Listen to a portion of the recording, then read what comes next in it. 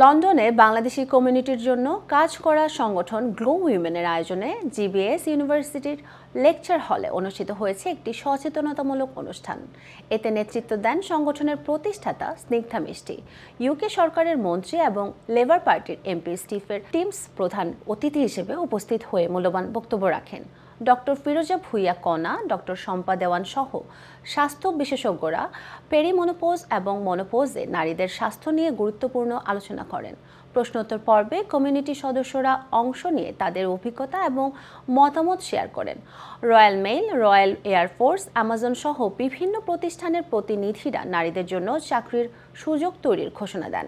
অনুষ্ঠানে পুরুষদেরও অংশগ্রহণ ছিল, যারা নারীদের পাশে দাঁড়িয়ে কমিউনিটিতে ইতিবাচক পরিবর্তনের বার্তা দেন।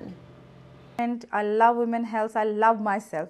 So why not you love yourself and let your family know, let your world know, let your friends know, yes, this is me, this is how it should be. Empowerment of women, reflecting on progress that has been made in the UK over the last 10, 15 years, more women in leadership, a narrower pay gap between men and women in employment.